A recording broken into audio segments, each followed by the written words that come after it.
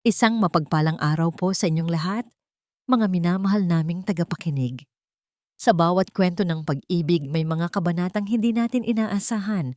Handa na ba ang inyong mga puso na saksihan ang isang paglalakbay na susubok sa katatagan ng isang babae at ina? Sabi nila, ang pinakamatibay na sandata ng isang ina ay ang kanyang walang hanggang pagmamahal. Ngunit paano kung ang pagmamahal na yon ay susubukan ng pinakamatinding pagtataksil? Hanggang saan ang kayang isakripisyo ng isang puso para sa katotohanan at para sa kaisa-isa niyang anak? Samahan ninyo kami sa kwentong pinamagatang Isang Bagong Liwayway. Ang umaga ay nagsimula, tulad ng dati, sa marangyang tahanan ng mga Montenegro. Ang sinag ng araw ay tumatagos sa malalaking bintanang salamin, naglalaro sa ibabaw ng makintab na marmol na sahig. Ang amoy ng bagong lutong sinangag at mainit na kape ay nangingibabaw sa hangin. Isang ritual na isinasagawa ni Liwayway Alcantara araw-araw sa loob ng halos isang dekada. Para sa kanya, ang mga simpleng bagay na ito ang bumubuo sa pundasyon ng kanyang mundo. "Mommy, can I have extra hotdogs po?" Ang munting boses ng kanyang 7 taong gulang na anak, si Tala, ay pumuno sa katahimikan ng kusina. Ngumiti si Liwayway, isang ngiting kayang magpaliwanag kahit sa pinakamadilim na silid. Lumuhod siya para magpantay ang kanilang mga mata. "Of course, my little star, anything for you." Pinisil niya ng marahan ang pisngi ng anak bago bumalik sa paghahanda ng almusal. Sa mundong ito, na puno ng karangyaan at minsay artipisyal na pakikitungo, si Tala ang kanyang tanging katotohanan, ang kanyang kanlungan. Nasa kalagitnaan siya ng pagsasalin ng kanin sa plato nang maramdaman niya ang malamig na presensya sa kanyang likuran. Hindi na niya kailangang lumingon. Ang partikular na halimuyak ng mamahaling pabango na yon, na may halong amoy ng kapangyarihan at kawalang pakialam, ay pag-aari lamang ng iisang tao. Si Rocco Montenegro, ang kanyang asawa, ay nakatayo roon. Nakabihis sa isang kulay abong suit na tila hinulma sa kanyang katawan, perpekto mula ulo hanggang paa. Ngunit ang kanyang mga mata, na minsan nang tinitingala ni Liwayway, ay kasing lamig ng yelo. Walang magandang umaga, walang ngiti. Tanging isang makapal na folder na may kulay beige ang marahan niyang inilapag sa ibabaw ng granite countertop, sa tabi mismo ng plato ni Tala. Ang tunog ng pagtama nito sa bato ay tila isang putok ng baril sa katahimikan. "Basahin mo," utos ni Rocco. Ang boses niya ay walang emosyon, na para bang isa lamang siyang empleyado na binibigyan ng gawain. Napakunot ang noo ni Liwayway. Ang kanyang puso'y biglang nagsimulang tumibok ng mas mabilis. Tinitigan niya ang folder. Pagkatapos ay ang mukha ng kanyang asawa. "Rocco, ano to?" "Nag-aalmusal kami ni Tala." Hindi sumagot si Rocco. Tinalikuran lamang siya nito at naglakad patungo sa sala, na para bang ang usapan ay tapos na. Nanginginig ang mga kamay ni Liwayway habang dahan-dahan niyang binuksan ang folder. Ang mga unang salitang sumalubong sa kanya ay nakabold at malalaking titik. "Petition for annulment." Parang huminto ang pag-ikot ng kanyang mundo. Ang amoy ng kape ay tila biglang pumait. Ang init ng umaga ay napalitan ng nanunuot na lamig. Patuloy siyang nagbasa. Ang bawat salita ay tila isang suntok sa kanyang sikmura. Psychological incapacity. Ang mga salitang yon ay paulit-ulit na lumitaw, na para bang mga ahas na tumutuklaw sa kanyang pagkatao.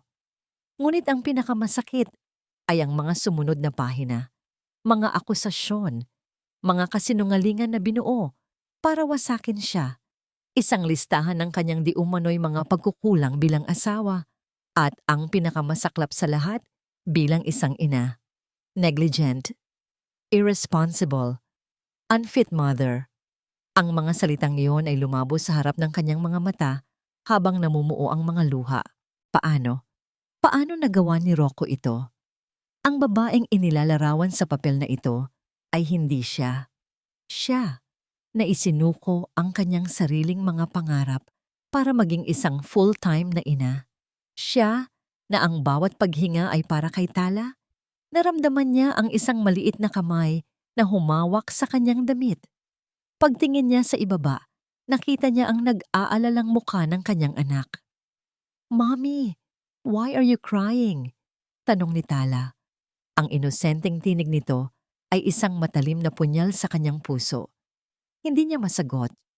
Walang salitang kayang ipaliwanag ang sakit na kanyang nararamdaman. Ang kaya lang niyang gawin ay yakapin ng mahigpit ang kanyang anak, na para bang sa pagyakap na yon ay mapoprotektahan niya ito mula sa kasamaang biglang bumalot sa kanilang tahanan. Mula sa kanyang kinatatayuan, nakita niya si Rocco na walang imik na nakamasid sa kanila mula sa sala. Walang bakas ng awa, walang pagsisisi, tanging isang malamig, kalkuladong tingin. Pagkatapos ay tumalikod ito at nagsimulang maglakad patungo sa pinto. Sa isang iglap ng galit at desperasyon, sumigaw si Liwayway. "Rocco, sandali!" Huminto ito sa may pintuan, ngunit hindi lumingon. Ang kanyang likod lamang ang nakaharap sa kanya, isang pader na hindi na niya kailanman mapapasok. "Gagawin ko ang lahat, Liwayway," sabi ni Rocco. Ang boses niya'y mababa at puno ng pagbabanta. Ang lahat para patunayan sa buong mundo na hindi ka karapat-dapat na maging ina ni Tala. At sa pagsara ng pinto, naiwan si Liwayway na yakap-yakap ang umiiyak na si Tala, habang ang mga piraso ng kanyang perpektong mundo ay isa-isang bumabagsak sa kanyang paanan. Ito na ang simula ng wakas. Ang bawat kilometrong tinakbo ng sasakyan ni Liwayway palayo sa lungsod ng Maharlika ay tila isang pagtakas mula sa gumuhong pader ng kanyang buhay. Mahigpit ang kapit niya sa manibela, ang mga daliri namumuti na. Sa kanyang tabi, sa passenger seat, naroon ang beige na folder. Isang bomba na anumang oras ay sasabog at wawasakin ang lahat ng natitira sa kanya. Ang mga luha ay natuyo na sa kanyang pisngi, ngunit ang sakit ay nanatiling nakabara sa kanyang lalamunan. May iisang tao lang siyang matatakbuhan, isang pangalan na laging nariyan sa gitna ng unos, Diwa. Ang kapihan sa dapit hapon ay isang maliit na lugar na nakatago sa isang hindi gaanong mataong kalye. Ito ang kanilang kanlungan ni Diwa mula pa noong kolehiyo. Isang lugar na amoy kape, lumang libro, at tapat na pagkakaibigan.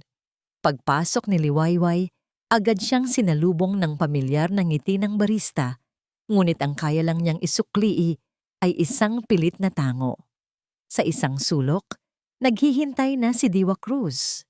Nakasuot ito ng simpleng itim na blazer. Ang buhok ay nakapusod ng maayos. Sa unang tingin, mukha siyang mahinahon at propesyonal. Ngunit nang magtama ang kanilang mga mata, nakita ni Liwayway ang pag-aalala na nakaukit sa mukha ng kanyang kaibigan. Walang salitang namutawi. Nang makalapit si Liwayway sa mesa, ang bigat na kanyang pinipigilan ay tuluyan ng bumigay. Bumuhos ang kanyang mga luha habang niyakap siya ng mahigpit ni Diwa. "Shh! Nandito na ako, Liway. Nandito na ako." Paulit-ulit na bulong ni Diwa. Ang boses nito'y isang angkla sa gitna ng rumaragasang dagat ng kanyang kalungkutan. Nang medyo kumalma na si Liwayway, matapos ang 2 tasang kape at walang sawang pag-alo ni Diwa, nanginginig niyang inilapag ang folder sa mesa. Diwa, tingnan mo."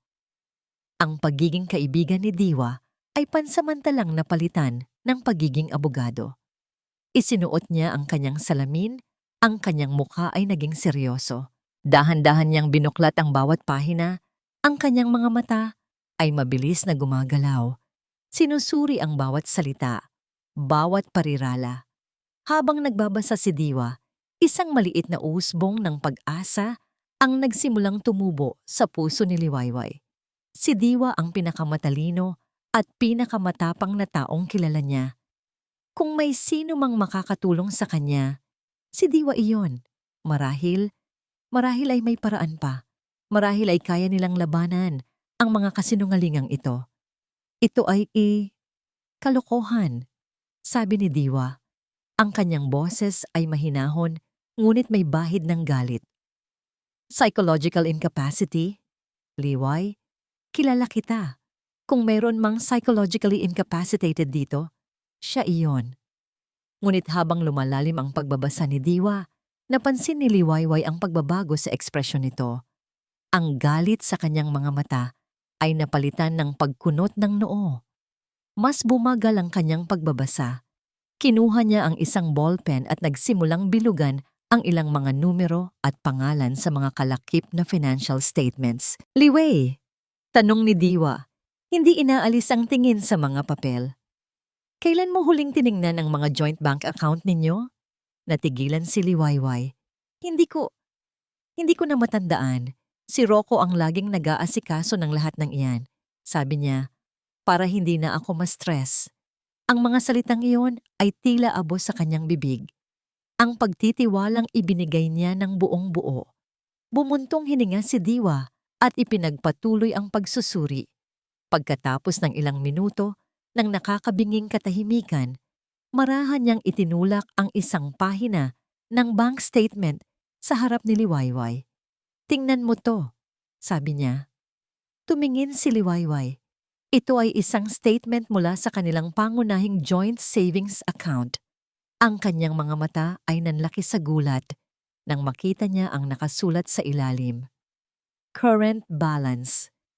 PHP 15,430 deposit on it to 25. Hindi, imposible. Halos pabulong na, sabi ni Liwayway. Dapat may milyon-milyon dyan. Ang ipon natin. Ang pera mula sa pagbenta ng bahay ng mga magulang ko. Wala na, Liway, sabi ni Diwa. Ang boses niya ay mabigat sa katotohanan. Sa loob ng nakalipas na 2 taon, may mga regular na fund transfer na nangyayari. Malalaking halaga. Papunta sa isang korporasyon na hindi ko pamilyar. Ang maliit na usbong ng pag-asa sa puso ni Liwayway ay biglang nalanta at namatay. Napalitan ito ng isang nanlalamig na takot. Ito ay hindi isang biglaang desisyon.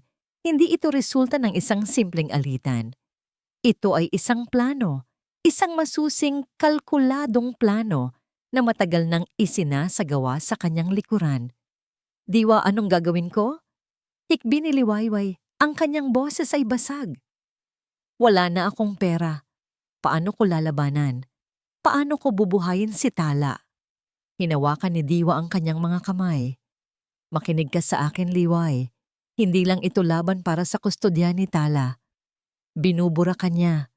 Gusto niyang iwan ka na walang-wala para walang kang kalaban-laban. This is not just a custody battle. This is a fight for your survival. Habang pinoproseso ni Liwayway ang lahat ng iyon, muling kinuha ni Diwa ang isa pang dokumento, isang listahan ng mga opisyal ng korporasyon kung saan napunta ang pera. Muli, ang kanyang daliri ay huminto sa isang pangalan. Montenegro Holdings, President, Rocco Montenegro, Treasurer. Huminto si Diwa, tila hindi makapaniwala sa kanyang nababasa. Clara Sandoval. Tumingala si Diwa kay Liwayway. Pamilyar ba sa'yo ang pangalang yan? Ang takot sa puso ni Liwayway ay napalitan ng isang bagong uri ng sakit. Ang sakit ng pagkakanulo. Ang pangalang iyon, si Clara. Ang mahiyain at masipag na intern mula sa probinsya na siya mismo ang nag-mentor. Ang batang babae na tinuring niyang parang nakababatang kapatid. Ang huling taong pinadalhan niya ng tulong pinansyal para sa pamilya nito. Si Clara, nautal na, sabi ni Liwayway, habang ang larawan ng 2 taong pinagkatiwalaan niya ay nagsasama sa kanyang isipan na bumubuo ng isang imahe ng karumaldumal na kataksilan. Diyos ko, si Clara. Ang pag-uwi ni Liwayway sa bahay na minsan niyang tinawag na tahanan ay parang pagpasok sa isang magandang hawla na ngayon ay naging malamig na bilangguan. Bawat sulok ng malawak na sala, bawat mamahaling palamuti sa dingding ay tila sumisigaw ng pagkukunwari. Ang init at pagmamahal na minsan niyang ipinunla sa lugar na ito ay naglaho na, pinalitan ng isang nakakapasong lamig. Hindi na siya umiiyak. Ang mga luha ay napalitan ng isang damdaming matagal na niyang hindi naramdaman. Galit. Isang galit na nag-aalab, pinapatay ang takot at pighati na kanina'y halos lumunod sa kanya. Ang pagkakanulo ay isang espadang may dalawang talim.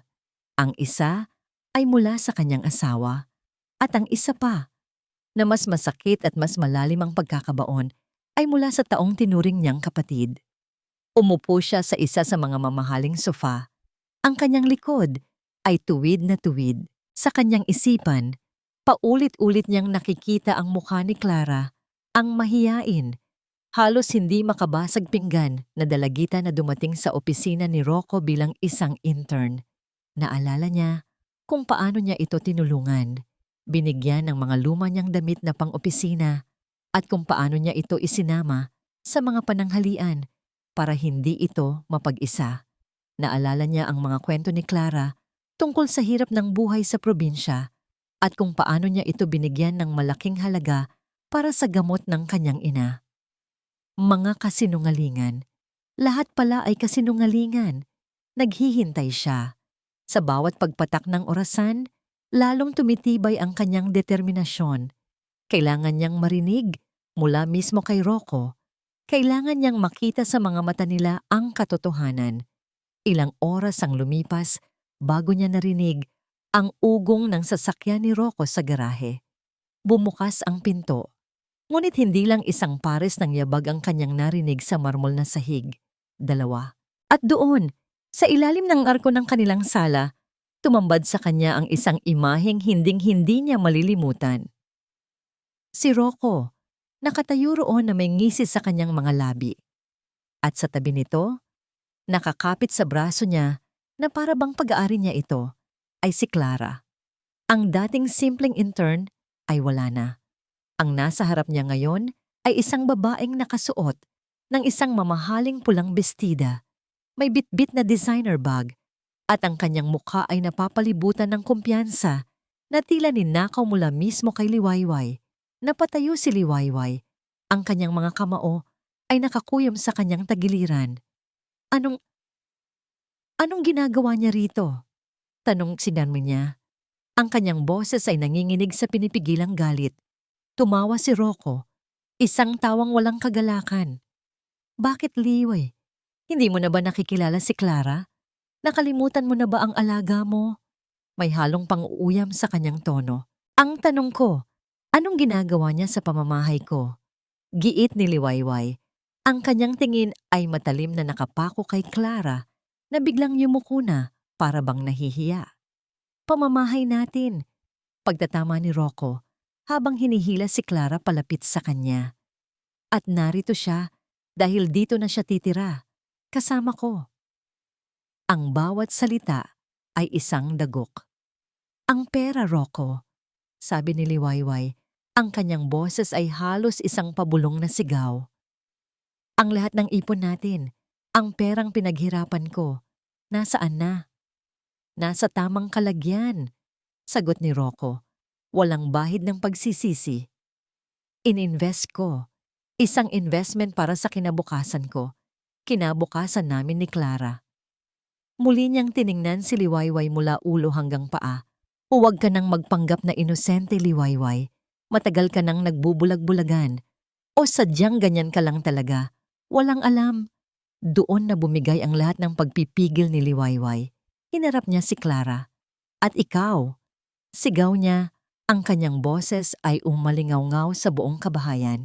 Pagkatapos ng lahat ng ginawa ko para sa'yo, tinulungan kita.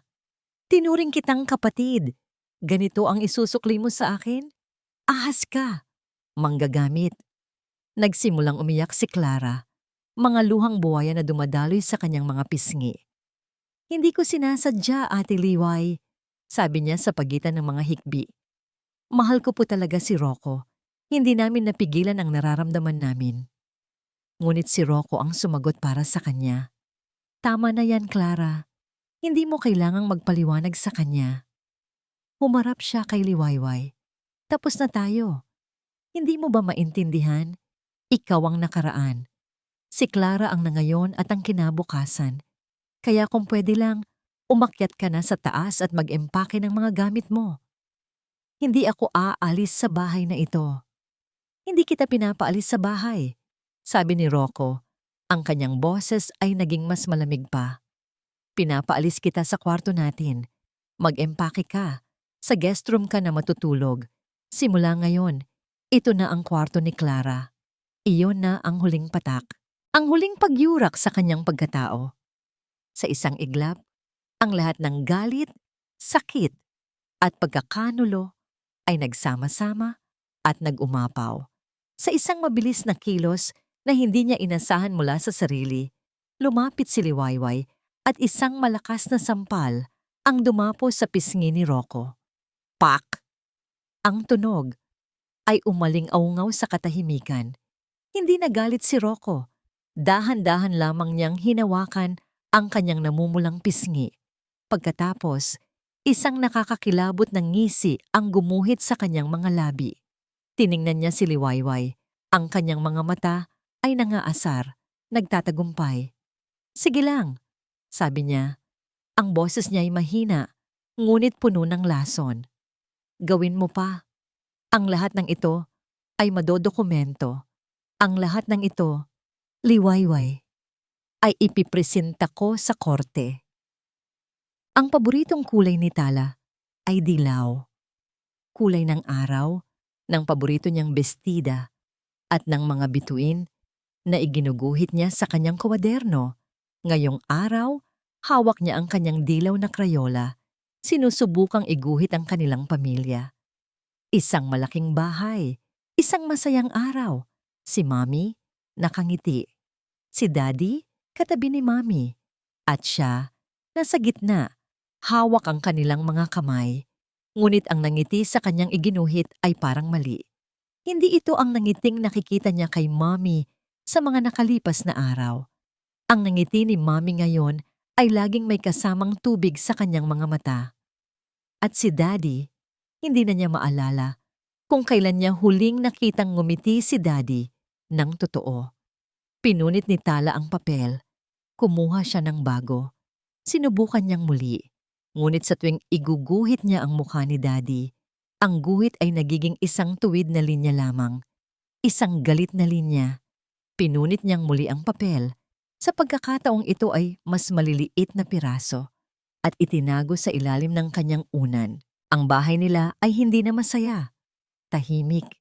Isang malungkot na katahimikan na mas maingay pa kaysa sa sigawan. Dahan-dahan siyang lumabas ng kanyang kwarto.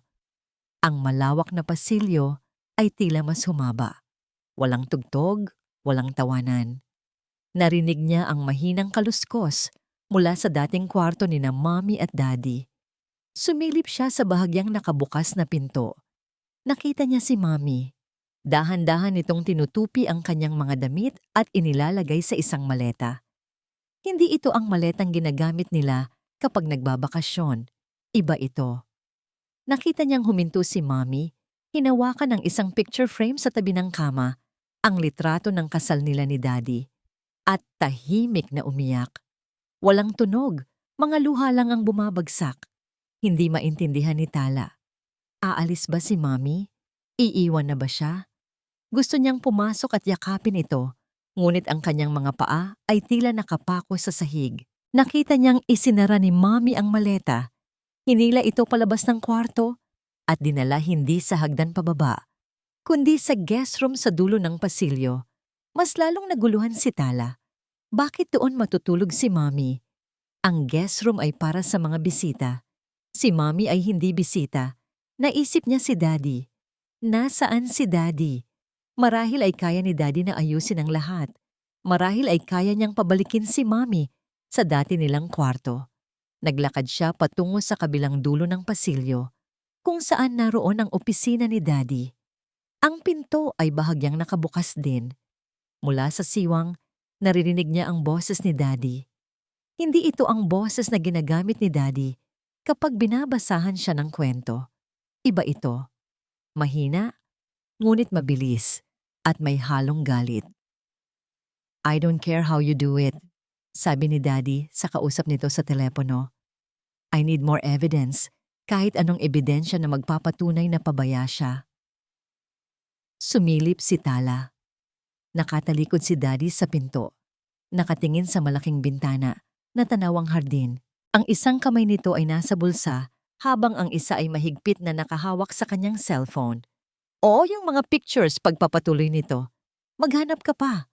Mga lumang party? Kahit ano. Make it look convincing. Kailangan kong manalo dito. Naiintindihan mo ba? Hindi ako pwedeng matalo." Hindi naintindihan ni Tala ang lahat ng salita, ngunit naintindihan niya ang tono. May ginagawang hindi maganda si Daddy. Ang salitang pictures ay tumatak sa kanyang isipan. Ano ang tungkol sa mga litrato? At bakit kailangang manalo ni Daddy? Isa ba itong laro? Napaatras si Tala. Maingat na huwag gumawa ng anumang ingay. Bumalik siya sa kanyang silid tulugan at naupo sa sahig. Yakap-yakap ang kanyang mga tuhod. May mali. Isang malaking mali. At sa puso ng isang 7 taong gulang na bata, alam niyang si Daddy ang dahilan kung bakit umiiyak si Mommy. Ang kanyang mga mata ay napadako sa isang kahon sa ilalim ng kanyang study table. Ito ang kahon kung saan niya itinago ang mga lumang laruan. Sa ilalim ng mga manika at building blocks, naroon ang isang bagay na halos nakalimutan na niya. Kinuha niya ito. Isang luma at medyo gasgas ng tablet. Bigay ito sa kanya ni Mommy noong nakaraang Pasko para sa kanyang online classes because bago siya binilhan ni Daddy ng mas bago at mas malaki. Sabi ni Mommy itago niya ito bilang reserba. Naalala niya ang itinuro sa kanya ni Mommy. Kung paano buksan ng camera. Kung paano pindutin ang pulang bilog para mag-record ng video. Ginagawa nila yon dati kapag naglalaro sila, nagre-record ng mga kunwari palabas. Isang ideya ang biglang pumasok sa kanyang maliit na isipan. Isang ideyang nakakatakot, ngunit parang tama. Kung si Daddy ay gumagawa ng masama, kapag walang nakatingin, paano kung merong isang matang tahimik na nagmamasid? Hinanap ni Tala ang charger ng lumang tablet. Isinaksak niya ito sa pader.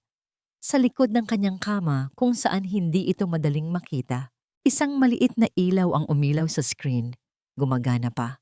Nang masigurong walang nakatingin, maingat niyang itinago ang nagcha-charge na tablet sa ilalim ng kanyang kama, sa likod ng kahon ng mga laruan. Ito ang magiging sikreto niya, ang kanyang maliit na sikreto. Para kay Mommy. Ang guest room ay naging kulungan ni Liwayway. Bawat araw ay isang paghihintay sa hindi tiyak na bukas. Ang dating tahanan na puno ng alaala ay naging isang teritoryo ng kaaway. Naglalakad siya sa pasilyo na parang isang multo. Iniiwasan ang mga oras kung kailan maaaring naroon si Rocco o, ang mas masahol pa, si Clara. Ang tanging liwanag sa kanyang madilim na mundo ay ang mga sandaling nakakasama niya si Tala. Kahit pa nararamdaman niya ang mga matang mapanuri ng mga katulong na ngayon ay utusan na ng 2 taong sumisira sa kanyang buhay. Isang hapon, habang tinutulungan niya si Tala sa kanyang takdang aralin, isang text message ang dumating mula kay Diwa. "Nakuha ko na ang unang set ng ebidensya mula sa abogado ni Rocco. Pupunta ako dyan. Be strong, Liway." Ang simpleng mensahe ay nagpadala ng yelo sa kanyang mga ugat. Ebidensya. Ang salitang yun ay tila isang hatol. Humigpit ang hawak niya sa lapis ni Tala. "Mommy, are you okay?" Tanong ng kanyang anak. Ang mga mata nito'y puno ng pag-aalala. Pilit na ngumiti si Liwayway. "Okay lang ako, anak. Tapusin mo na yan, ha? May darating lang na bisita si Mommy." Nang dumating si Diwa, ang propesyonal na maskara nito ay hindi maitago ang awa sa kanyang mga mata. Wala na silang nag-usap pa sa sala. Dumiretso sila sa guest room, ang tanging espasyo sa malawak na bahay na yon na maituturing ni Liwayway na kanya. Isinara ni Diwa ang pinto. Inilapag nito ang isang brown envelope sa ibabaw ng kama. Ang katahimikan sa pagitan nilang dalawa ay mas mabigat kaysa sa anumang salita. Liway, kailangan mong maging matatag. Paalala muli ni Diwa, ang boses nito'y mahinahon. Tumango si Liwayway, huminga ng malalim, at kinuha ang envelope. Nanginginig ang kanyang mga kamay habang binubuksan ito. Ang unang laman ay mga dokumentong legal, mga salitang hindi niya lubos na maintindihan. Ngunit sa ilalim nito, naroon ang isang set ng mga litrato, nakaprint sa makintab na papel, ang unang litrato. Siya, nakaupo sa isang bar stool, ang buhok ay bahagyang magulo, at may isang baso ng alak sa kanyang kamay. Ang kanyang ngamong ngiti ay tila lasing. Hindi niya matandaan ang sandaling ito. Ang pangalawang litrato. Siya ulit. May isang lalaking hindi niya kilala na nakaakbay sa kanya. Nakatingin ang lalaki sa kamera na may mapanuksong na ngiti. Ang pangatlo, pang-apat, pang-lima. Ang bawat isa ay mas masahol pa kaysa sa naun. Siya na di umano'y sumasayaw ng wala sa sarili. Siya na di umano'y hinahalikan ng ibang lalaki. Ang kanyang mukha, ang kanyang sariling mukha, ay pinagmukhang bastos, marumi, at walang dangal. Parang may kung anong umakyat sa kanyang lalamunan, isang halo ng pandidiri at kawalan ng paniniwala. Hindi totoo to. Halos pabulong niyang sabi, habang isa-isang ibinabagsak ang mga litrato sa kama na parabang mga basurang nakakapasong hawakan. Diwa, hindi ako to. Tumingin siya kay Diwa. Ang kanyang mga mata ay nagmamakaawa. Naghahanap ng kumpirmasyon na ang kahibangang ito ay isang masamang panaginip lamang. Alam ko, Liway, mahinahong sagot ni Diwa. Umupo ito sa tabi niya at hinawakan ang kanyang nanlalamig na kamay. Alam kong hindi ikaw yan, pero hindi yon ang punto niya. Pinulot ni Diwa ang isa sa mga litrato. Halata namang inedit, Liway. Tingnan mo, yung gilid ng buhok mo dito, may konting putol. Yung ilaw sa mukha mo, iba sa ilaw ng background. Magaling ang gumawa, pero hindi perpekto. Ngunit ang mga technical na paliwanag ni Diwa ay hindi nakabawas sa bigat na dumadagan sa dibdib ni Liwayway. Ang mahalaga ay naroon ang mukha niya, ang kanyang katawan, ginagamit laban sa kanya. Pero bakit? Saan niya nakuha ang mga ito? Tanong ni Liwayway. Ang kanyang isip ay nagugulumihanan. Muli niyang pinulot ang isang litrato, yung kuha sa bar. Tinitigan niya ito ng maigi. May kung anong pamilyar sa damit na suot niya. Isang itim na bestida na may maliliit na sequin sa balikat. At bigla, parang kidlat na tumama sa kanya ang alaala. Teka, sabi niya, ang kanyang boses ay naging mas matatag. Itong bestida na to, ito yung sinuot ko sa Christmas party ng kumpanya ni Rocco. 3 taon na ang nakalipas. Isa-isa niyang pinulot ang iba pang mga litrato. Ang isa kung saan may nakaakbay sa kanya, iyon ay kuha sa isang team building event sa Batangas. Ang lalaking nakaakbay sa kanya ay ang event organizer na nag-aabot lang sa kanya ng premyo mula sa isang laro. Ang isa, kung saan siya ay sumasayaw ng wala sa sarili. Iyon ay kuha sa birthday party ng business partner ni Rocco at si Rocco mismo ang kumukuha ng litrato habang nagkakatuwaan silang lahat. Ang bawat litrato ay isang alaala na ninakaw at binaboy. Ang bawat masayang sandali na pinagsamahan nila noon ay ginawang sandata para wasakin siya ngayon. Kasama niya si Rocco sa lahat ng mga pagkakataong yon. Si Rocco ang kumuha ng karamihan sa mga orihinal na litrato. Diyos ko, napahawak si Liwayway sa kanyang bibig habang ang buong bigat ng katotohanan ay bumagsak sa kanya. Plinano niya ito. Matagal na niyang plinano ito. Ginamit niya ang sarili naming mga alaala laban sa akin. Yan ang masakit dito, Liway. Sabi ni Diwa, ang kanyang boses ay puno ng pag-aalala. Ginamit niya ang mga totoong pagkakataon para gumawa ng isang malaking kasinungalingan. At sa korte, minsan, ang perception ay mas malakas kaysa sa katotohanan. Ang gusto niyang itanim sa isip ng hukom ay mayroon kang pattern ng irresponsableng pag-uugali.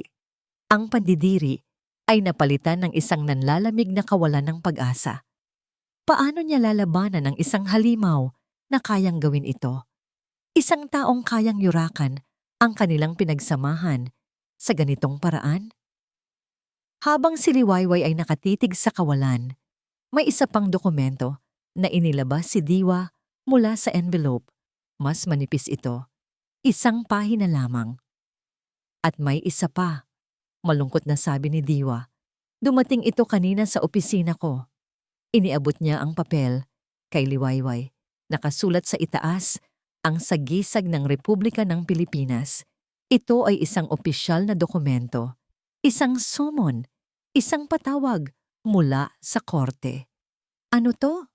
Nanginginig na tanong ni Liwayway kahit alam na niya ang sagot. Patawag para sa unang hearing, sagot ni Diwa. Para pag-usapan ang temporary custody ni Tala. Base sa mga ebidensyang ito, tumingin si Diwa sa kalendaryo sa dingding. Sa susunod na linggo na, Liway. Ang mga litrato, ang ninakaw na pera, at ngayon, ang tawag ng hukuman. Ang mga pader ng kanyang kulungan ay tuluyan ng nagsara. Wala na siyang matatakbuhan. Ang family court ay isang lugar na malamig at walang personal na damdamin. Ang hangin ay amoy lumang papel at floor wax. Ang matataas na kisame ay tila nilalamon ang anumang tunog, ginagawang halos bulong ang bawat salita. Para kay Liwayway, ang bawat pag-upo sa matigas na kahoy na bangko ay isang parusa. Nakasuot siya ng isang simpleng puting blusa at itim na pantalon, ang uniforme ng isang taong gustong maging invisible. Sa kanyang tabi, si Diwa ay kalmado at nakapokus. Ang kanyang presensya ay ang tanging bagay na pumipigil kay Liwayway na tuluyang gumuho. Sa kabilang panig ng silid, nakaupo si Rocco. Nakasuot ito ng isang mamahaling dark navy suit. Ang kanyang buhok ay perpektong nakaayos. Mukha siyang kagalang-galang. Isang haligi ng komunidad, ang perpektong ama. Sa kanyang tabi ay ang kanyang abogado, isang matandang lalaki na may matalas na tingin na tila kayang butasin ang kaluluwa ng sinuman. Ang kumpiyansa na bumabalot sa kanila ay isang nakakainsultong pader. All rise! Anunsyo ng bailiff. Tumayo ang lahat habang pumapasok ang hukom. Isang babaeng nasa mga huling taon ng kanyang edad na may mukhang seryoso ngunit may bakas ng pagod. Nang magsimula ang pagdinig, ang bawat salita mula sa abogado ni Rocco ay tila isang batong ipinupukol kay Liwayway. Your Honor, simula ng abogado ni Rocco, ang boses nito'y malakas at puno ng awtoridad. Narito kami ngayon para sa isang napakasensitibong usapin, ang kapakanan ng isang menor de edad, si Tala Montenegro. Ang aming kliyente, si G. Rocco Montenegro, isang matagumpay na negosyante at mapagmahal na ama, ay napilitang gawin ang hakbang na ito para protektahan ang kanyang anak mula sa isang pabaya at irresponsableng ina. Inilatag ng abogado ang mga litratong inedit sa mesa ng hukom, isa-isa. Exhibit A, Your Honor. Ang akusado, si Gina Ngelo Liwayway Alcantara, sa isang bar, lasing. Exhibit B, kasama ang isang hindi kilalang lalaki. Exhibit C, D, E. Isang pattern, Your Honor. Isang pattern ng pagpapabaya hindi lamang sa kanyang tungkulin bilang asawa, kundi pati na rin sa kanyang sagradong tungkulin bilang ina. Isang sirko. Ang buhay ni Liwayway ay naging isang sirko at siya ang payasong pinagtatawanan ng lahat. Nararamdaman niya ang mga matang nakatitig sa kanya. Nararamdaman niya ang bawat pagbulong sa silid. Gusto niyang sumigaw, sabihing, kasinungalingan. Ngunit ang kanyang dila ay tila nakatali. Tumingin siya kay Rocco na nakatingin sa hukom na may ekspresyon ng isang nag-aalalang ama. Isang napakagaling na aktor, ngunit ang pinakamasakit na bahagi ay hindi pa dumarating. Your Honor, nais po naming tawagin ang aming unang testigo, sabi ng abogado. Jiangeng Yolanda Yoli Santos. Nanigas si Liwayway sa kanyang kinauupuan. Si Yoli, ang dati nilang kasambahay na halos 5 taon nilang kasama. Si Yoli, na tinuring niyang parang pamilya, na laging may dalang pasalubong para kay Tala. Pumasok si Yoli sa silid, nakayuko, umiiyak na. Ang kanyang bawat hakbang ay tila isang pagtatanghal ng isang taong labis na nasasaktan. Yoli, tanong ng abogado ni Rocco, maari mo bang sabihin sa korte kung ano ang iyong namasdan sa pamamahay ng mga Montenegro nung ikaw ay naninilbihan pa roon? Sa pagitan ng mga hikbi, nagsalita si Yoli. Si Ma'am Liwayway po. Simula niya, madalas po siyang wala. Laging umaalis, kasama ang mga kaibigan. Naiiwan po sa akin si Tala. Minsan po, uuwi siyang amoy alak. Magkukulong lang po sa kwarto. Si Sir Rocco na po ang nag-aasikaso kay Tala. Nagpapakain, nagpapatulog. Bawat salita ay isang punyal. Bawat kasinungalingan ay mas malalim ang pagkakabaon. Si Liwayway, na hindi lumalabas ng bahay nang hindi kasama si Tala. Siya, na hindi umiinom ng alak maliban sa isang baso ng wine tuwing may okasyon. Sinubukang mag-object ni Diwa. Objection, Your Honor. Hearsay, walang basihan. Ngunit ang hukom ay tila nakikinig. Ang imahe ng isang umiiyak, simpleng kasambahay ay mas kapani-paniwala kaysa sa isang abogadong nag-o-object. Ano ang pinakadahilan kung bakit ka umalis sa serbisyo, Yoli? Tanong ng abogado. Naaawa na po ako kay Tala, sagot ni Yoli, tuluyan ng humagulgol. Isang gabi po, may lagnat si Tala. Tinawagan ko po si Ma'am Liwayway pero hindi po niya sinasagot ang telepono. Si Sir Rocco po ang umuwi galing opisina para dalhin si Tala sa ospital. Pag-uwi po ni Ma'am, galit pa po siya kung bakit namin siya inistorbo. Kasinunggalingan! Ang sigaw ay kumawala mula sa bibig ni Liwayway bago niya pa ito napigilan. Agad na tumayo si Diwa at hinawakan ang kanyang balikat. Pang! Malakas na pinukpok ng hukom ang kanyang gavel. Order in the court! Alcantara, isa pang outburst at ipapalabas kita sa silid na ito.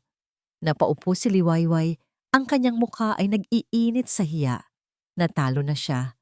Sa sandaling iyon, alam niyang natalo na siya sa yugtong ito. Ang tingin sa mga mata ng hukom ay nagbago. Mula sa pagiging neutral, ito ay naging tingin ng pagdududa at pagkadismaya. Lahat ay nakatutok sa kanya. Nang matapos ang testimonya, muling nagsalita ang abogado ni Rocco.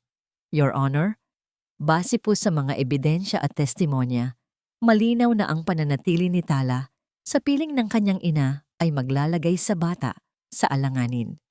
Hinihiling po namin sa kagalang-galang na korte na ipagkaloob ang temporary custody kay G. Rocco Montenegro habang dinidinig pa ang kasong ito.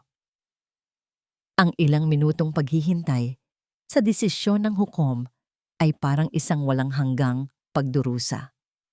Bang! Muling pumukpok ang gavel.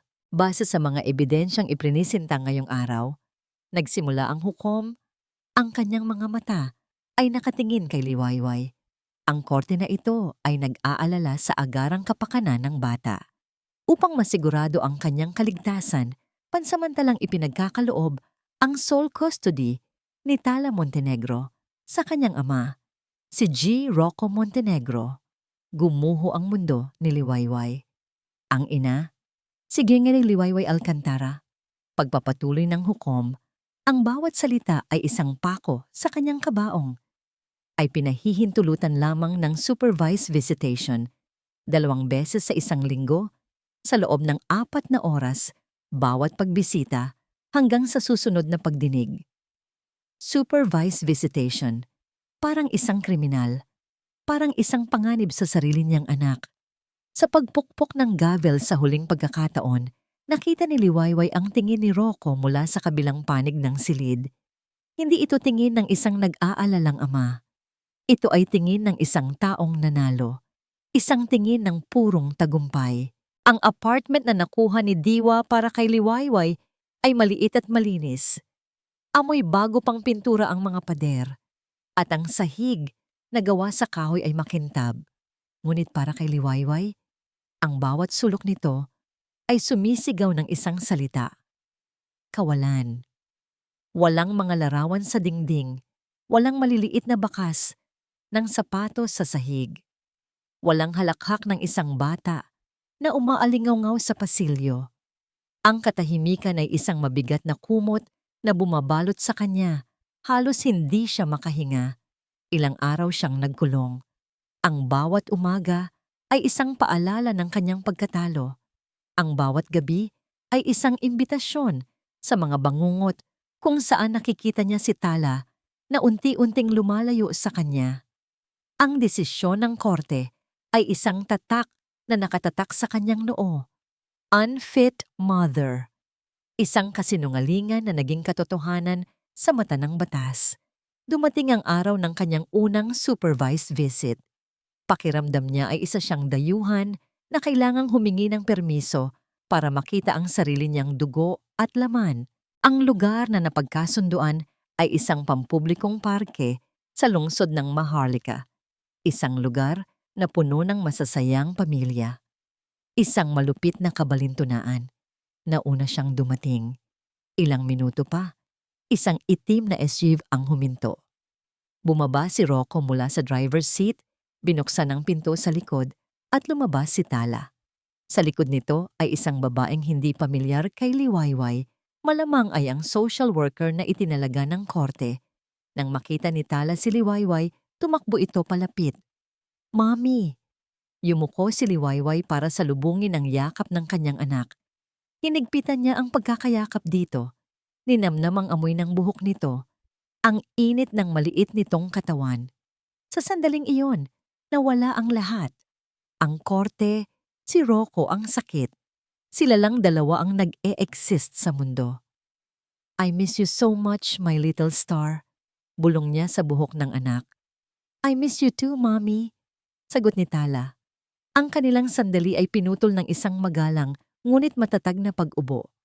Ang social worker. 4 na oras po, Gong Alcantara. Sabi nito, hindi nakatingin sa kanyang mga mata. Doon lang po ako sa bench na yon. Sa loob ng sumunod na mga oras, sinubukan ni Liwayway na maging normal. Ibinili niya ng ice cream si Tala. Itinulak niya ito sa duyan. Naupo sila sa damuhan at nagkwentuhan tungkol sa eskwela. Ngunit ang bawat ngiti ay pilit. Ang bawat halakhak ay may kasamang kirot. Paano ka magiging normal kung may isang estrangherong nagbabantay sa bawat galaw mo na para bang isa kang kriminal na maaaring manakit ng sarili mong anak? Napansin ni Tala ang kalungkutan sa mga mata ng ina. Mommy, are you sad? Hinaplos ni Liwayway ang buhok ng anak. Hindi anak, masaya si Mommy kasi kasama kita. Isang magandang kasinungalingan. Nang malapit nang matapos ang kanilang oras, niyakap muli ni Tala si Liwayway. Sa pagkakataong ito ay manmahigpit. Inilapit ni Tala ang kanyang bibig sa tenga ng ina na para bang may ibubulong na isang napakahalagang sikreto. Ang kanyang hininga ay mainit at amoy tsokolate. Mommy, bulong nito, napakahina, na tanging siya lang ang makakarinig. Don't cry anymore. I know Daddy is lying. Ang 6 na salitang iyon ay tumagos sa puso ni Liwayway na parang isang sinag ng liwanag sa gitna ng kadiliman.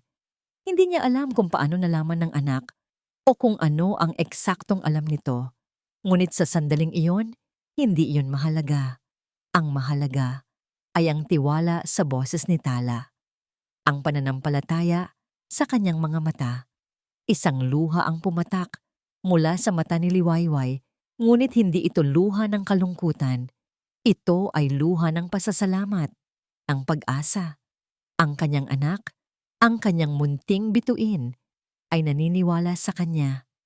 At kung si Tala ay naniniwala, paano siya susuko?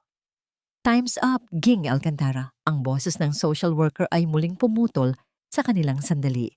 Habang nagpapaalam, may idinukot si Tala mula sa kanyang bulsa. Isang maliit, nakatuping papel. Mabilis niya itong isinilid sa palad ni Liwayway, kasabay ng huling yakap. "For you, Mommy," bulong nito. Nang paalis na ang SUV, binuksan ni Liwayway ang kanyang palad. Nakita niya ang isang drawing, gawa sa Crayola. Sa isang banda may isang parihabang kahon na may screen, isang tablet. Sa kabilang banda, isang malaking pusong kulay pula. Sa gitna, isang linya na nagdurugtong sa dalawa. Hindi niya naintindihan. Isang tablet at isang puso? Anong ibig sabihin nito? Umuwi si Liwayway sa kanyang bakanting apartment. Ngunit sa pagkakataong ito, hindi na ito gaanong malungkot. May dala siyang dalawang bagay. Ang alaala ng bulong ng kanyang anak at ang misteryosong drawing na hawak niya ngayon sa kanyang kamay. Umupo siya sa sahig, tinititigan ang papel. Hindi pa niya alam ang kahulugan nito, pero alam niyang ito'y mahalaga. Isang mensahe, isang susi. Kinuha niya ang kanyang telepono. Hindi na nanginginig ang kanyang mga kamay. Dinial niya ang numero ni Diwa. Nang sumagot ito, ang boses ni Liwayway ay hindi nabasag o puno ng pag-iyak. Ito ay kalmado, puno ng isang bagong tuklas na lakas. "Diwa," sabi niya, "lalaban ako. Hindi ko alam kung paano, pero lalaban ako. Hindi ako susuko." Ang drawing ni Tala ay nakatago sa ilalim ng kanyang unan, isang tablet at isang puso. Para sa kanya, ang kahulugan nito ay simple lang. Gagamitin niya ang tablet para tulungan ang puso ni Mommy na huwag nang masaktan. Ang pag-iyak ni Mommy sa parke, kahit pilit itong itinatago, ay isang imaheng nakatatak sa kanyang isipan. Ang mga salitang ibinulong niya, "I know Daddy is lying," ay hindi lang hula. Ito ay isang bagay na nararamdaman niya sa kanyang munting puso. Isang katotohanang nakita niya sa mga anino ng kanilang pamamahay. Kaya naman kinabukasan, mayroon siyang misyon. Nagising si Tala ng mas maaga kaysa sa dati, bago pa man tumilaok ang mga manok sa kapitbahay. Ang unang sinag ng araw ay hindi pa sumisilip sa kanyang bintana. Dahan-dahan siyang bumangon, maingat na huwag gumawa ng ingay. Ang una niyang ginawa ay silipin ang lumang tablet sa ilalim ng kanyang kama. Ang maliit na berdeng ilaw nito ay nakabukas. Full battery. Hawak ang malamig na gadget na mas mabigat kaysa sa inaasahan niya. Naglakad siya palabas ng kanyang kwarto na parang isang maliit na espiya. Bawat hakbang sa makintab na sahig ay kinakalkula. Ang buong bahay ay tahimik, masyadong tahimik. Naririnig niya ang malakas na pagkabog ng sarili niyang dibdib. Ang kanyang destinasyon, ang sala. Alam niya, dahil sa palagi niyang pagmamasid, na ito ang paboritong lugar ni Daddy para sagutin ang mga importanteng tawag sa telepono. Dito ito naglalakad-lakad habang nakikipag-usap, marahil ay dahil tanaw mula rito ang buong hardin at nararamdaman niyang siya ang hari ng lahat ng kanyang nakikita. Sa isang sulok ng sala, may isang malaking halaman na may malalapad na dahon. Isa itong Monstera Deliciosa laging sinasabi ni Mommy.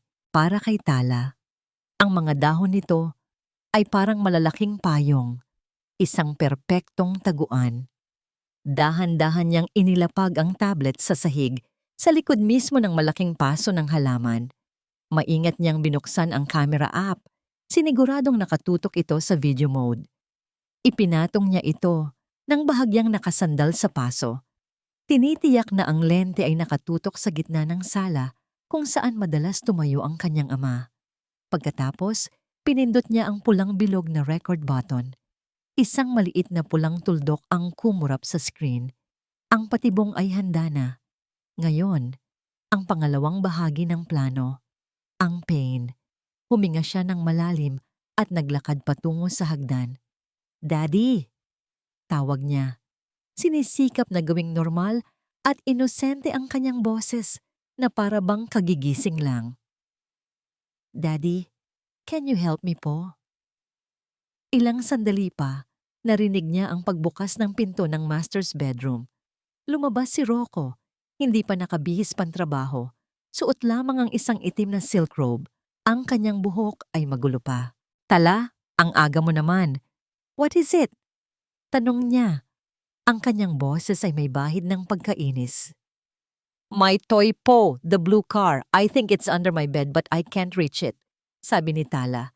Itinuturo ang kanyang kwarto. Gumamit siya ng boses na nagpapaawa. Ang uri ng boses na alam niyang hindi matatanggihan ng kanyang ama. Lalo na kung gusto nitong panatilihin ang imahe ng isang mabuting ama. Bumuntong hininga si Rocco, ngunit tumango. Okay. Let's go find it. Sinundan ni Tala ang kanyang ama, papasok sa kanyang silid. Pakiramdam niya ang bawat segundo ay isang oras habang si Rocco ay nakaluhod sa sahig, sinusubukang silipin ang ilalim ng kama.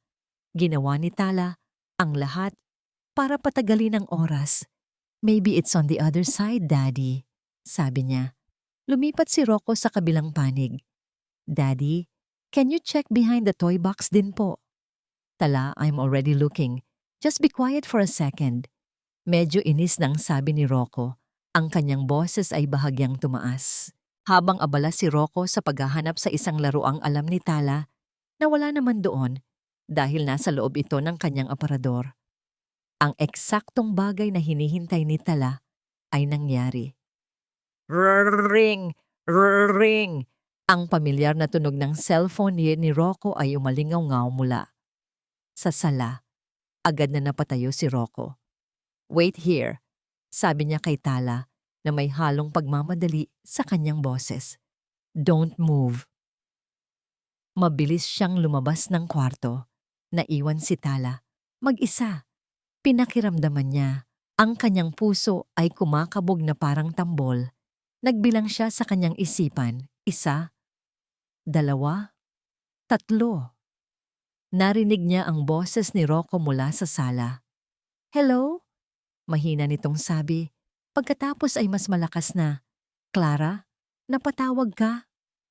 Napatakip si Tala sa kanyang bibig para pigilan ang anumang tunog na maaaring lumabas. Nagawa niya. Nahulog ang kanyang ama sa kanyang munting patibong. Nakatayo si Tala sa medyo madilim na pasilyo. Ang kanyang likod ay nakasandal sa malamig na pader sa labas ng kanyang kwarto. Ang bawat salita mula sa sala ay parang alon na humahampas sa kanya, malinaw at nakakagulat. Ang boses ng kanyang ama, nakaraniwang kontrolado at mahinahon, ay may kakaibang himig ngayon. Isang himig ng kayabangan at pagtatagumpay. Of course, it went well. Narinig niyang sabi ni Rocco. Sinabi ko naman sa'yo, di ba? Everything is going according to plan. May sandaling katahimikan. Ano ka ba? That old maid judge? She bought everything. The photos, the testimony from that stupid maid. Hook, line, and sinker. Konting iyak lang ni Yoli. Awa na agad ang naramdaman. Isang malamig na pakiramdam ang gumapang sa mga braso ni Tala. Yoli. Ang yaya na nag-aalaga sa kanya na laging may dalang candy. Umiyak si Yoli sa korte? Bakit? Si Liwayway? Pagpapatuloy ni Rocco at sa pagkakataong ito, may halong tawa sa kanyang boses. Isang tawang hindi maganda. Wala. Nakita mo dapat ang itsura niya. She was pathetic. Utterly destroyed. Sa tingin niya talaga, may laban siya sa akin? After all these years, she still doesn't know who I am.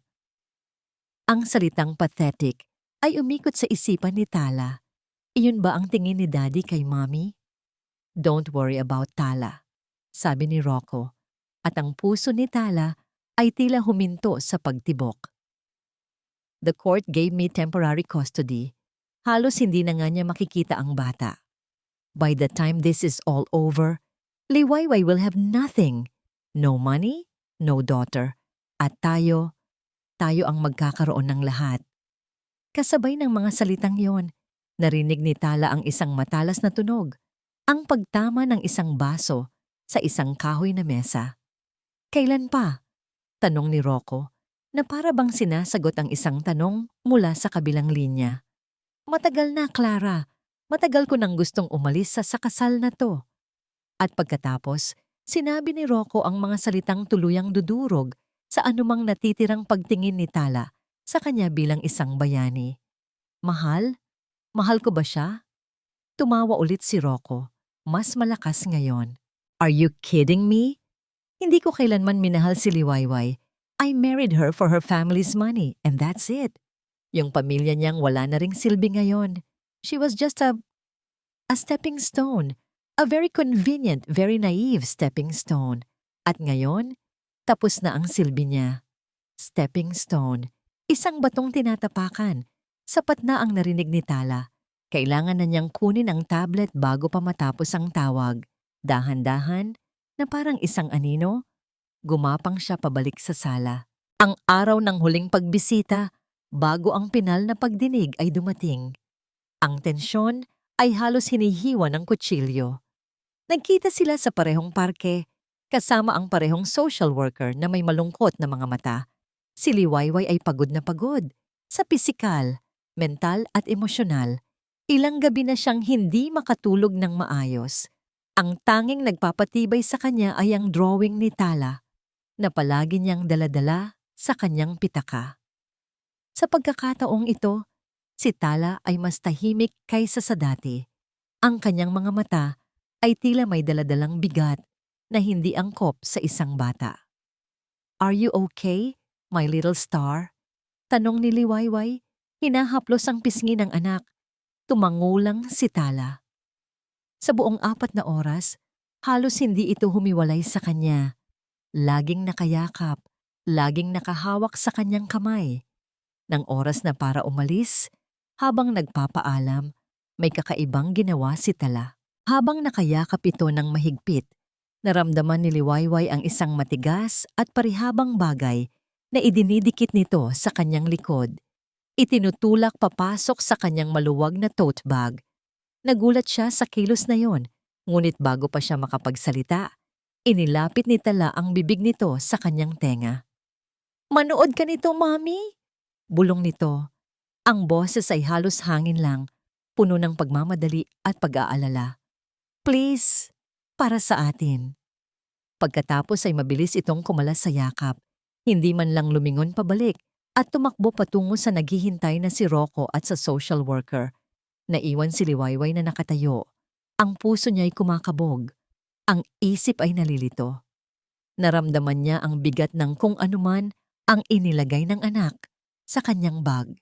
Isang bigat na higit pa sa pisikal na timbang nito. Ang araw ng pinal na pagdinig. Ang biyahe papunta sa korte kasama si Diwa ay puno ng nakabibinging katahimikan. Si Liwayway ay nakatingin lamang sa labas ng bintana. Pinapanood ang pagdaan ng mga gusali na parang mga multo. Ito na yon. Ang araw ng paghuhukom. Handa ka na ba? Basag ni Diwa sa katahimikan. Ang boses nito'y pilit na pinatatatag para sa kanya. Hindi sumagot si Liwayway. Paano ka magiging handa na mawala sa iyo ang iyong anak?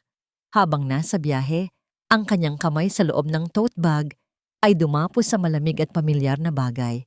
Ang tablet, ang drawing, ang bulong ni Tala. Manood ka nito, Mami.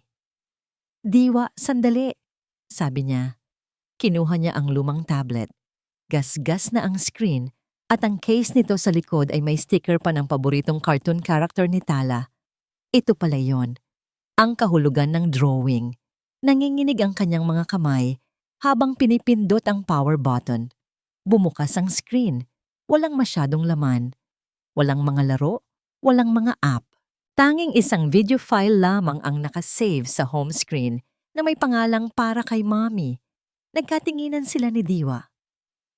Ano yan? Tanong ni Diwa. Ang kanyang noo ay nakakunot sa pagtataka. Hindi ko alam, sagot ni Liwayway. Bigay ni Tala. Pinindot niya ang play. Ang video ay medyo malabo sa simula. Ang anggulo ay mababa, na para bang nakatago sa likod ng isang bagay. Ngunit ang lugar ay hindi maipagkakamali. Ang sala ng kanilang bahay, ang mamahaling sofa, ang malaking bintana na tanawang hardin. Maya-maya, isang figura ang pumasok sa frame, si Rocco. May hawak na telepono sa kanyang tenga. Naglalakad-lakad ito, mayabang, panatag, at nagsimula siyang magsalita. Narinig ni Liwayway ang bawat salita. Ang pagyayabang tungkol sa panloloko sa hukom, ang pangiinsulto sa kanya, ang mga salitang pathetic at utterly destroyed. Hinawakan ni Diwa ang kanyang braso, ngunit hindi ito naramdaman ni Liwayway. Ang kanyang buong atensyon ay nasa maliit na screen. At pagkatapos, ang huling dagok, ang katotohanang sumira sa lahat ng natitirang piraso ng kanyang puso. Hindi ko kailanman minahal si Liwayway. I married her for her family's money. She was just a stepping stone. Ang video ay nagpatuloy pa ng ilang segundo bago natapos. Ngunit para kay Liwayway, ang mundo ay huminto sa mga salitang iyon. Hindi siya sumigaw. Hindi siya humagulgol. Isang luha lamang ang pumatak mula sa kanyang kaliwang mata. Pagkatapos ay isa pa mula sa kanan. Dumaloy ang mga ito sa kanyang pisngi, hindi luha ng pagkatalo, kundi luha ng isang masakit, brutal, at nakakapagpalayang katotohanan. Itinaas niya ang kanyang tingin at sinalubong ang mga mata ni Diwa sa rearview mirror. Sa unang pagkakataon sa loob ng maraming buwan, ang kanyang mga mata ay hindi na puno ng takot. Puno ito ng apoy. Ang silid ng hukuman ay mas malamig at mas nakakatakot kaysa sa dati. Ngayon, ang bawat espasyo ay puno. Mga abogado, mga court personnel, at mga usisero. Sa gitna ng lahat, si Liwayway ay nakaupo ng tuwid. Ang kanyang mga kamay ay kalmadong nakapatong sa kanyang kandungan. Ang puting blusa na suot niya ngayon ay hindi na uniforme ng isang taong gustong magtago. Ito ay ang kulay ng pagsuko, hindi sa pagkatalo, kundi sa katotohanan. Sa kabilang panig, ang kumpiyansa ni Rocco ay halos umaapaw. Nakangiti ito sa kanyang abogado. Paminsan-minsan, tumitingin ito sa direksyon ni Liwayway. Isang tingin na puno ng pagkutya at awa.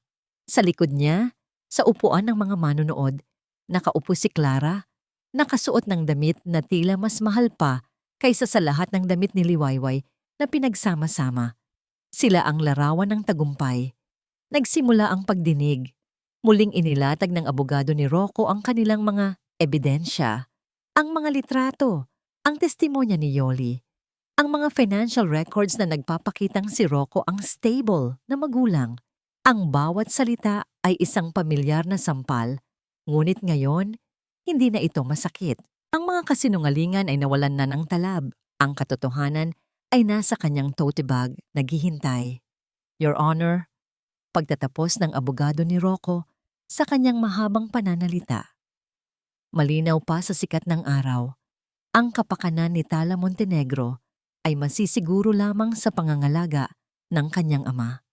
Ang ama na nagpakita ng katatagan, responsibilidad at higit sa lahat, pagmamahal na walang kapantay. Hinihiling po namin sa kagalang-galang na korte na ipagkaloob ang solong kustodya kay G. Rocco Montenegro. Umupo ang abogado, may ngiti ng kasiguraduhan sa kanyang mukha. Tumingin ang hukom kay Diwa. Attorney Cruz, your closing statement? Tumayo si Diwa. Ngunit bago pa siya makapagsalita, inilabas ni Liwayway ang lumang tablet mula sa kanyang bag at marahang inilapag sa mesa. Isang maliit na kilos, ngunit sapat na para makuha ang atensyon ng lahat. Napansin ito ni Rocco, ang kanyang ngiti. Itiyang mic niya ay bahagyang nawala. Nakita niya ang gasgas na tablet, ang pamilyar na sticker, isang kislap ng pagkalito, at marahil ay takot. ang dumaan sa kanyang mga mata. Your Honor, nagsimula si Diwa. Ang kanyang boses ay kalmado, ngunit may bigat.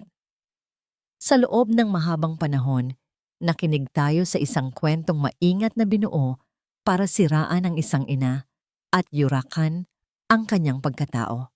Nakakita tayo ng mga litrato, nakarinig ng mga testimonya. Ngunit ngayon, nais naming iparinig sa inyo ang isang boses na magsasabi ng tunay na kwento. Huminto si Diwa at tumingin kay Liwayway.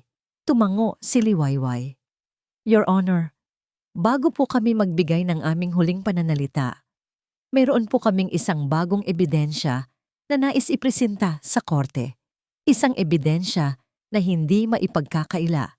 Isang ebidensya na magpapakita sa tunay na kulay ng taong humihiling ng kustodya sa isang inosenteng bata. Objection, Your Honor. Mabilis na sigaw ng abogado ni Rocco na patayo. This is highly irregular. Hindi ito dumaan sa tamang proseso ng pag-submit ng ebidensya. Ngunit ang hukom ay nakatingin sa tablet. Ang kanyang kuryosidad ay napukaw. Objection overruled, sabi niya. I will allow it. I want to see what this is all about. Attorney Cruz, proceed. Isang court technician ang lumapit. Kinuha nito ang tablet. Nanginginig ang kamay ni Rocco habang pinapanood niya ang bawat kilos ng technician na ikinokonekta ang maliit na gadget sa malaking monitor ng courtroom. Ang screen sa harap ng lahat ay umilaw. Ang mukha ni Rocco ay namutla. Ang pagkalito sa kanyang mga mata ay napalitan ng purong sindak. Tumingin siya kay Liwayway, isang tingin na nagtatanong, paano? Ngumiti lamang si Liwayway, isang malungkot, mapait, ngunit matatag na ngangiti. Your Honor, sabi ni Diwa habang ang imahe ng sala ng mga Montenegro ay lumitaw sa screen. Ang katotohanan, kung minsan, ay nagmumula sa mga lugar na hindi natin inaasahan. Ang buong silid ay nabalot sa isang nakabibinging katahimikan. Lahat ng mata ay nakapako sa screen. Ang daliri ng technician ay nasa play button na. Ang araw ng paghuhukom ay dumating na. Pinindot ng technician ang play button. Ang unang imahe sa screen ay medyo gumegewang. Ang malalapad na dahon ng isang halaman. Pagkatapos, ang imahe ay tumatag at ang sala ng mga Montenegro ay malinaw na nakikita. Pumasok si Rocco sa frame. May hawak na telepono. Ang buong silid ng hukuman ay tahimik na nanonood. At pagkatapos, narinig nila ang kanyang boses. Malutong, malinaw. Walang duda na yon ay ang boses ni Rocco Montenegro. Of course, it went well. Sinabi ko naman sa'yo, di ba? Everything is going according to plan. Isang kolektibong paghinga ang naririnig sa buong silid. Tumingin ang mga tao kay Rocco, na ngayon ay nanigas sa kanyang upuan. Ang kanyang mukha ay nagsisimulang mamutla. Ang boses sa video ay nagpatuloy. That old maid judge, she bought everything. The photos, the testimony from that stupid maid, hook, line, and sinker. Ang hukom, na kanina'y nakasandal lang sa kanyang upuan, ay dahan-dahang umupo ng tuwid. Ang kanyang mga mata, na kanina'y pagod, ay ngayon ay nanlilisik sa galit. Tumingin siya sa abogado ni Rocco, na ngayon ay nakatingin sa kanyang kliyente na may ekspresyon ng purong pagkabigla. Sa likuran, napatayo si Clara, ang kanyang kamay ay nakatakip sa kanyang bibig. Gusto niyang umalis, ngunit hindi siya makagalaw. Nagsimula siyang dahan-dahang umatras na para bang isang magnanakaw na nahuli sa akto. Si Liwayway? Wala. Nakita mo dapat ang itsura niya.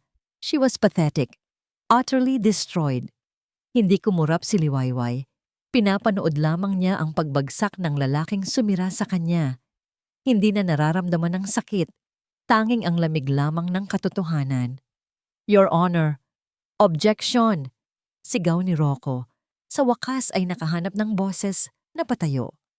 This is inadmissible. Illegal po ito.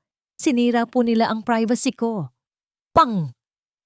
Isang napakalakas na pukpok ng gavel ang yumanig sa buong silid. Ang tunog ay hindi lang galing sa kahoy na martilyo, kundi sa galit ng hukom. Silence! Ang sigaw ng hukom, ang kanyang boses ay umalingaw-ngaw na may awtoridad na hindi pa naririnig sa buong pagdinig. You will sit down and you will be quiet, Mr. Montenegro. Isa pang salita mula sa'yo at ipapakontempt kita. Napilitang umupo si Rocco, ang kanyang paghinga ay mabigat, ang kanyang muka ay pinagpapawisan. Ang video ay umabot na sa pinakasukdulan. Ang huling bahagi. Hindi ko kailanman minahal si Liwayway. I married her for her family's money. She was just a stepping stone. Ang huling salita ay tila isang laso na kumalat sa hangin. Pinatahimik ang lahat. Nang matapos ang video, ang tanging maririnig sa silid ay ang ugong ng air conditioner. Dahan-dahang inalis ng hukom ang kanyang salamin. Ibinaba niya ito sa kanyang mesa na may kontroladong galit. Tumingin siya ng diretso kay Rocco at sa sandaling iyon, alam ng lahat na tapos na ang laro. Ginoong Montenegro, nagsimula ang hukom. Ang kanyang boses ay mababa ngunit puno ng panganib. Sa buong karera ko bilang hukom, ngayon lang ako nakasaksi ng ganito kawalang hiya at kalkuladong panloloko sa aking korte. Tumayo siya. Perjury, fabrication of evidence, contempt of court, manipulation, paninirang puri. Bawat salitang binibitawan niya ay isang pako sa kabaong ni Rocco. Ang lahat ng ebidensya at testimonya na iprinisinta ng panig ng akusado ay binabasura ng korteng ito. Idineklara niya. Ang naunang desisyon ukol sa temporary custody ay binabawi. Epektibo ngayon din. Tumingin ang hukom kay Liwayway at sa unang pagkakataon, nakita ni Liwayway ang respeto at simpatya sa mga mata nito. Ang pansamantalang kustodiya ni Tala Montenegro ay ipinagkakaloob sa kanyang ina, si Gimangin Liwayway Alcantara. Isang malakas na bulungan ang pumuno sa silid. Niyakap ni Diwa si Liwayway. At hindi pa tayo tapos, Ginoong Montenegro. Dagdag ng hukom, muling ibinaling ang tingin kay Rocco. Iniuutos ko sa opisina ng taga-usig na mag-umpisa ng isang criminal investigation laban sa iyo. At sa lahat ng kasabwat mo sa panlolokong ito, kasama na ang sadyang pagsisinungaling sa ilalim ng sinumpaang salaysay. This court is adjourned. Pang! Sa huling malakas na pagpukpok ng gavel, natapos ang lahat. Nagsimulang magkagulo ang mga tao. Mabilis na lumabas ng silid ang abogado ni Rocco. Si Clara ay tuluyan ng naglaho. Sa gitna ng kaguluhan, habang dinadala ng mga bailiff si Rocco para sa karagdagang tanong, nagtama ang kanilang mga mata sa huling pagkakataon. Ang mga mata ni Rocco ay puno ng pagkasuklam, isang pangako ng paghihiganti. Ngunit ang mga mata ni Liwayway ay wala ng laman, walang galit, walang tagumpay. Tanging isang kalmadong katahimikan. Hindi na siya natatakot. Hindi na niya ito kinamumuhian. Para sa kanya, si Rocco Montenegro ay wala na. Siya ay kalmado, matatag, at sa wakas, malaya. Lumipas ang ilang linggo. Ang ingay ng korte at ang anino ng nakaraan ay dahan-dahang naglaho, napalitan ng tunog ng halakhak sa isang maliit ngunit maaliwalas na apartment. Ang amoy ng mamahaling pabango at tensyon ay napalitan ng amoy ng bagong pintura at nilulutong pagkain. Dito, sa kanilang bagong munting mundo, nagsimulang maghilom ang mga sugat. Isang Sabado ng umaga, abala sina Liwayway at Tala sa pagpipinta ng isang pader sa kanilang sala. Napili nilang kulay ay isang masayang dilaw, ang paboritong kulay ni Tala. Suot ang mga lumang damit na puno na ng mga patak ng pintura para silang dalawang batang naglalaro. Mommy, can I paint a big sun here? Masayang tanong ni Tala. Hawak ang isang maliit na paintbrush. Of course, my little star, sagot ni Liwayway, Isang nasangiti na hindi napilit. Isang ngiting umaabot na sa kanyang mga mata. You can paint anything you want. This is our home. Ang salitang atin ay may bagong kahulugan ngayon. Hindi na ito atin nakasama si Rocco. Ito ay atin. Silang dalawa lang. Ang kanilang kuta. Ang kanilang santuaryo. Kinabukasan, habang nagkakape si Liwayway sa kanilang maliit na balkonahe, nag-scroll siya sa kanyang telepono para basahin ang balita. Isang headline ang pumukaw sa kanyang pansin. Negosyanteng si Rocco Montenegro. Formal nang sinampahan ng maraming kaso matapos ang controversial na custody battle. Tinitigan niya ang pangalan. Tinitigan niya ang litrato ni Rocco na kuha sa labas ng korte. Ang mukha nito'y gusot at puno ng galit. Ngunit wala siyang naramdaman. Walang galit. Walang awa. Walang saya sa kapahamakan nito. Tanging isang malamig na kawalan ng pakialam. Si Rocco Montenegro ay isa na lamang pangalan sa balita. Isang kabanata sa kanyang buhay na naisara na at hindi na niya kailanman babalikan pa. Kalmado niyang scroll pataas ang screen, nagbasa na lamang tungkol sa bagong pelikula at sa lagay ng panahon.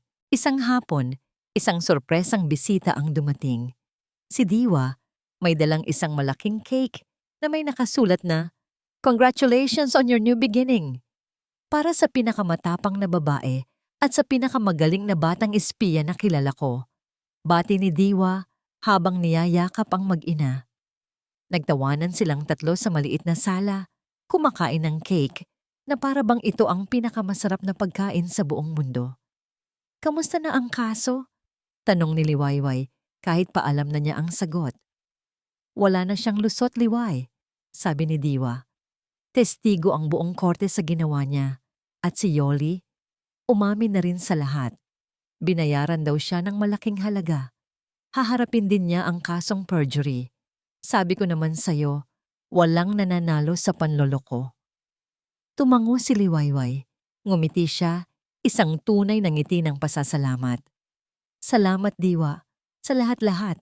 Hindi ko ito magagawa kung wala ka." "Naku," sabi ni Diwa, sabay kindat kay Tala. "Huwag ako ang pasalamatan mo. Itong maliit na henyo na ito, ang tunay na bida." Kinarga ni Tala ang kanyang ulo sa balikat ni Liwayway. Ang kanyang mga mata ay nagniningning sa tuwa. Ang pinakapayapang sandali ay dumating makalipas ang ilang araw. Bago pa man sumikat ang araw, nagising si Liwayway. Hindi dahil sa isang masamang panaginip, kundi dahil sa isang pakiramdam ng pananabik. Nagpunta siya sa balkonahe. Ang langit sa silangan ay nagsisimula na ng magbago ng kulay mula sa madilim na asul patungo sa kulay kahel at rosas. Isang pares ng maliliit na braso ang yumakap sa kanyang baywang mula sa likod. Si Tala, gising na rin. "Good morning, Mommy," bulong nito. "Good morning, my love," sagot ni Liwayway. Hinahaplos ang buhok ng anak. Tahimik silang dalawa na pinanood ang dahan-dahang pag-akyat ng araw sa abot tanaw. Ang unang sinag nito ay dumampi sa kanilang mga mukha, mainit at puno ng pangako. "Mommy," tanong ni Tala. Ang kanyang boses ay malambing sa katahimikan ng umaga. "Ano po ang ibig sabihin ng Liwayway?" Tumingin si Liwayway sa kanyang anak. Ang kanyang puso ay umaapaw sa pagmamahal na hindi kayang sukatin. Nakita niya sa mukha ni Tala ang lahat ng dahilan kung bakit siya lumaban, kung bakit siya bumangon. Ngumiti siya, at sa pagkakataong ito, ang nangiti ay kasing liwanag ng araw na kanilang pinapanood. "Ang ibig sabihin nito ay simula, anak," sagot niya. Hinigpitan ang yakap sa kanyang munting bituin. "Ang simula ng lahat. Ang simula natin." At dito po nagtatapos ang kwento ni Liwayway at ng kanyang munting bituin na si Tala. Isang kwentong nagpapatunay na ang katotohanan, gaano man katagal itago, ay palaging mananaig. At ang pagmamahal ng isang ina na pinalakas ng katapangan ng isang anak ay kayang harapin ang anumang pagsubok. Ang aral na iniiwan sa atin ng kwentong ito ay simple lang. Ang tunay na yaman ay hindi nasusukat sa salapi o kapangyarihan, kundi sa katapatan ng puso at sa pagmamahal na handang magsakripisyo para sa tama. Ipinapaalala rin nito na kahit sa pinakamadilim na gabi, palaging may sisikat na isang bagong liwayway. Maraming salamat po sa inyong walang sawang pagsubaybay at pakikinig. Sana po ay nabigyan namin kayo ng inspirasyon at pag-asa sa pamamagitan ng kwentong ito. Nais po naming marinig ang inyong mga saloobin. Ano po ang masasabi ninyo sa kwento ni Liwayway? Anong uri naman po ng kwento ang gusto ninyong mapakinggan sa susunod? I-comment lamang po sa ibaba. Hindi dito nagtatapos ang ating paglalakbay. Marami pa pong kwentong kasing ganda at mas puno ng aral dito sa aming channel. Kung nagustuhan nyo ang kwentong ito, i-like, i-share sa pamilya at mga kaibigan, at mag-subscribe na rin para lagi kayong updated sa mga susunod pa naming kwento. I-click niyo ang notification bell para kayo ang unang makarinig kapag may bago kaming upload. Pagpalain po kayo ng Panginoon, kayo at ang inyong buong pamilya. Hanggang sa muli!